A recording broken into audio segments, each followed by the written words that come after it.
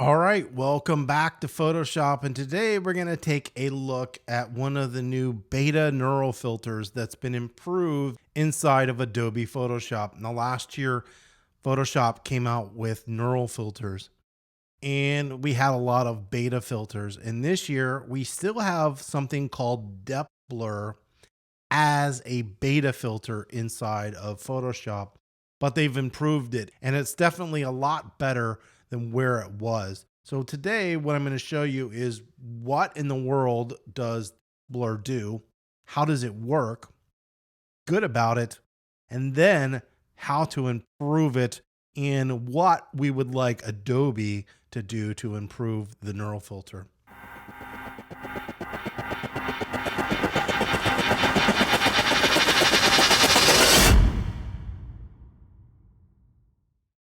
Now I have this image in. The reason is because it's a really good image to show how depth blur works. Depth blur is very similar to tilt shift. So in tilt shift, you can pick an area like here that won't get blurred, and then it will blur this way and this way. Let's go ahead. We've got the background layer, and I'm going to keep my background layer for a while because as I move through the tutorial, I might need it. So I'm just going to go ahead and create a new layer so we can make the adjustment of the neural filter here. And we're just going to assume that this back layer right here doesn't exist. So we're going to come up to filters and then drop right down to neural filters. We'll select that, and that's going to bring up this panel. In neural filters, we have some featured ones, and these are the beta ones. And right down here, we have depth blur. I'm going to go ahead and turn it on. That's going to activate it. You might need to download the depth blur. I can't remember if you have to do that or not, but it would look like this little download thing from the cloud. And just like that, I'm going to turn this button off because by default, it doesn't come on. So this is our depth blur. And what you can see is it's blurring behind and in front of our subject. The way this works is we have something called a focal distance and focal range. So focal distance is the point where you want the subject to not be blurred. And the focal range, think of it as depth of field. How much in front of and behind the focal area do you want to blur? So if we increase that, it's going to have less area that's being blurred. And right now, just about every area is getting blurred.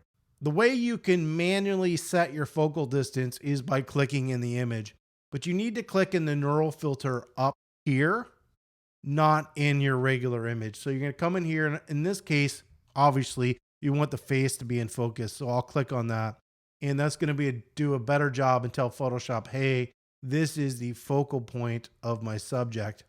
And then I can come in here and adjust this focal range. So now you can see we're getting a little bit more in front of and behind that's not getting blurred.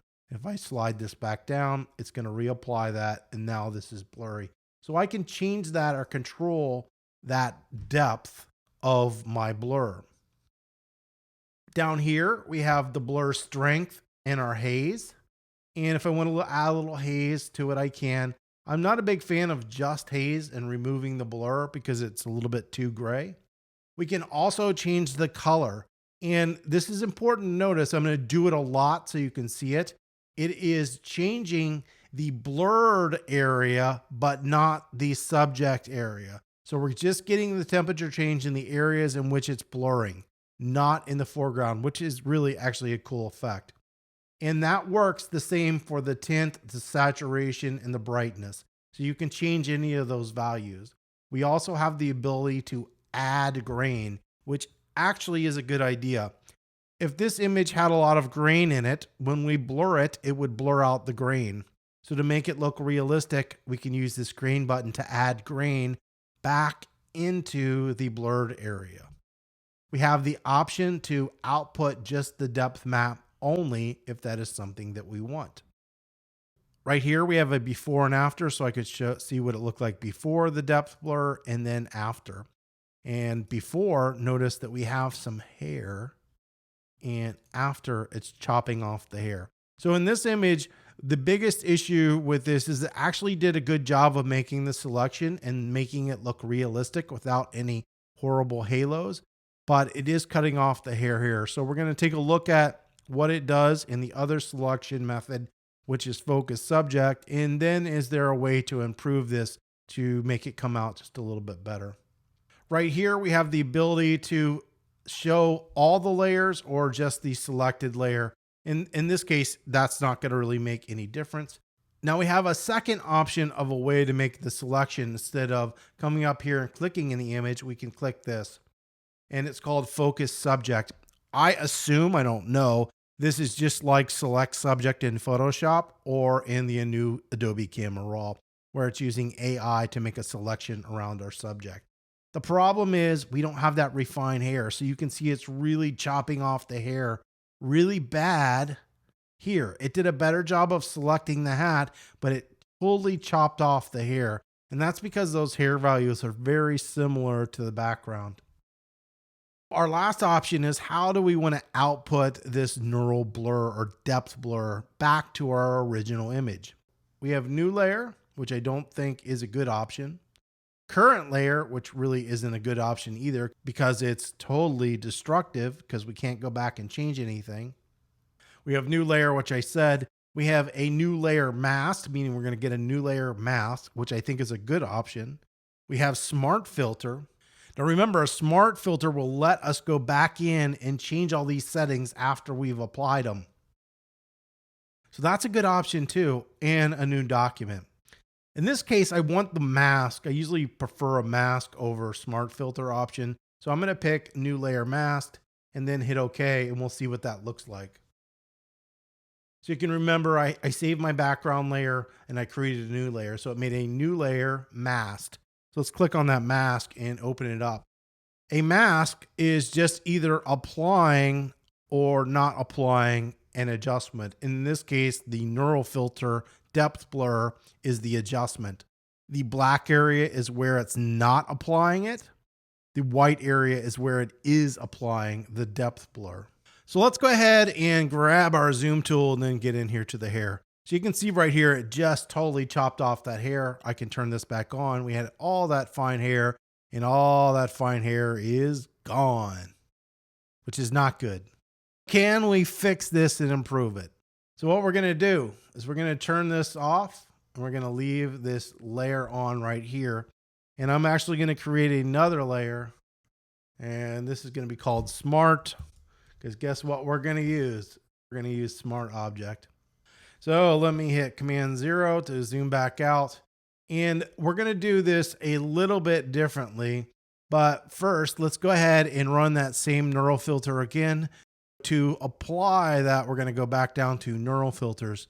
But because I'm going to change it a little bit, I need to go back in. So just like before, we have this. We can apply our settings that we want. If I want to add a little haze, and everything is good. But in this case, what I'm going to change is I'm going to change this to a smart filter. And I'm going to go ahead and hit OK. And we run into the same issue. As we can see right here, it's chopped off the hair. But we have the ability now to come in here and change the settings. So to do that, I could just double click on neural filter. It brings that back up. If I wanted to add some coolness to the background, I could do that. I'm going to set that back out as a neural filter. And just like that, I'm able to change it. So that was one of the options. Remember, I wanted a neural filter, but I also wanted the mask. Okay, now we don't have the mask. This was done at another time. The best option would be a masked smart filter. Well, if I had a mask, I could go in and refine the edge of the hair. So that's the reason I wanted the mask.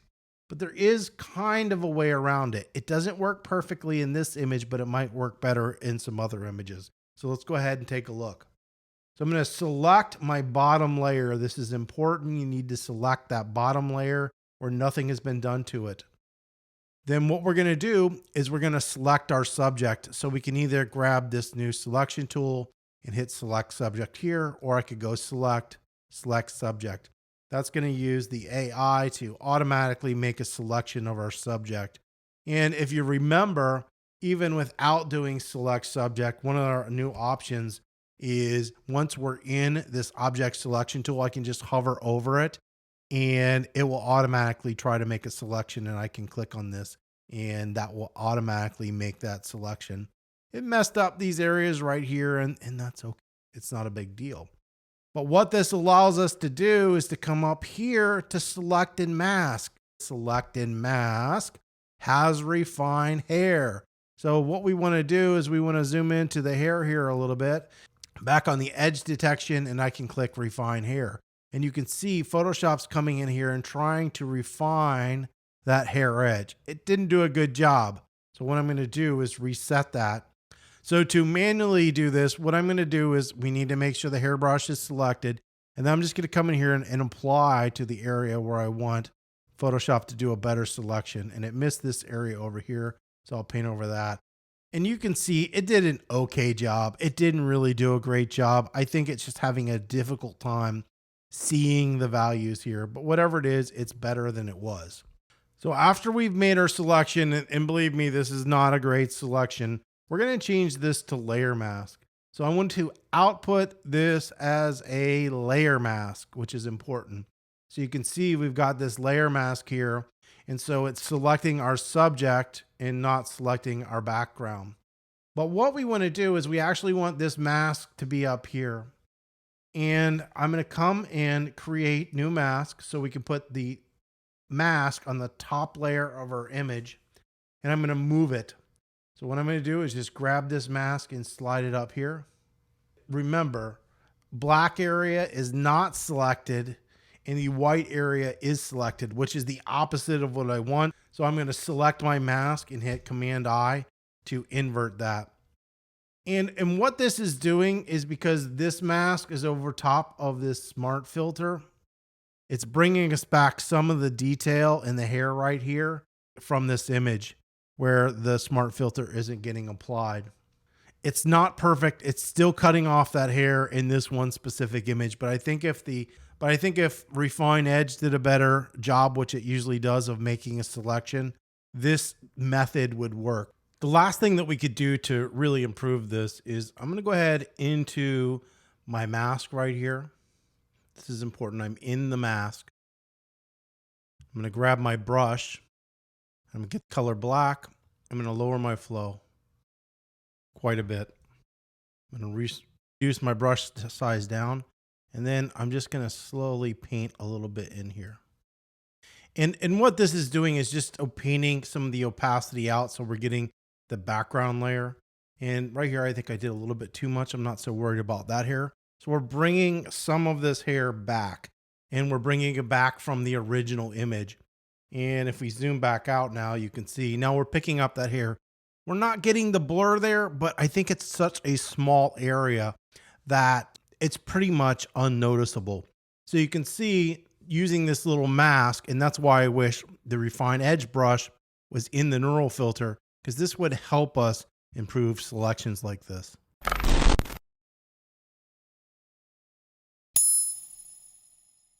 So I have this image with this woman's hair, and we're going to test this method out now to see which way works better.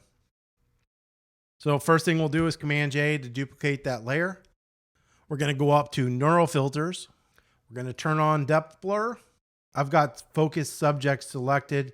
We'll go ahead and add a little haze to this image. And we're going to output this first version as the new layer mask. Go ahead and hit OK.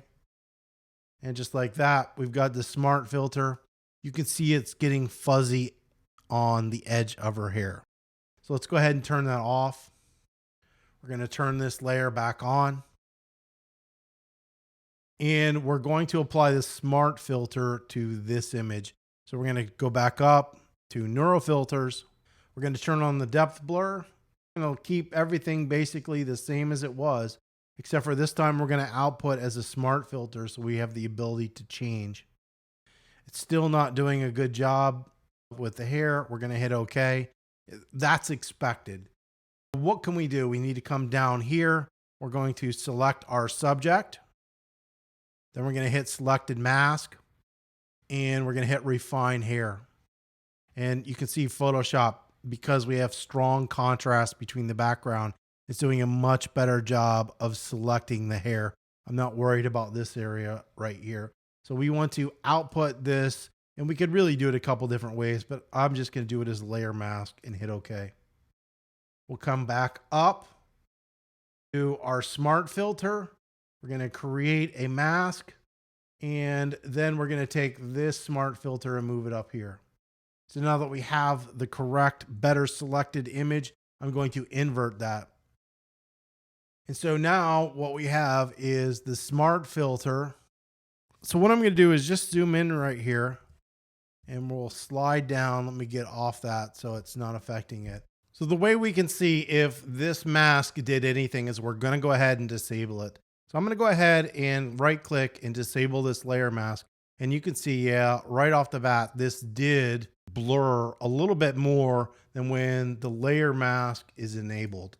So it's improving it, but it's still not perfect. We've still got a little bit of haze around the hair. So if you have some people with really fuzzy hair, this can be an issue with using the depth blur, which is, pretty logical and a pretty good reason. I think it's just going to take time, but having a refined edge brush could work. So let's see if we can improve this and make it any better. So what I'm going to do is I'm going to either Option or Alt click on your mask to bring it up.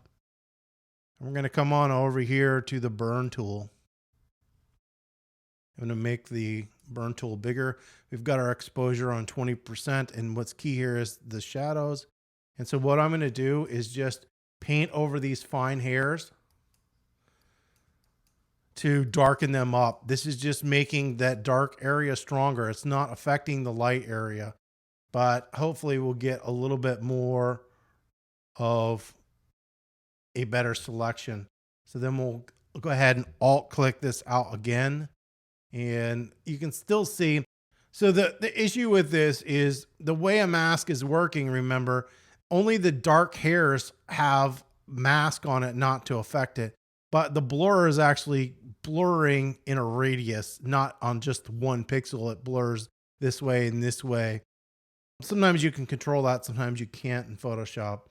But we can come back in and we can disable that layer mask again. You can see we're definitely getting more detail in that hair by doing it this way, which is kind of what I wanted. But is it perfect? No. So we're going to look at this one last image, and we're going to go ahead and run the depth blur on this. We're going to lose some of these stray hairs, but I don't think it's going to be as bad in this image.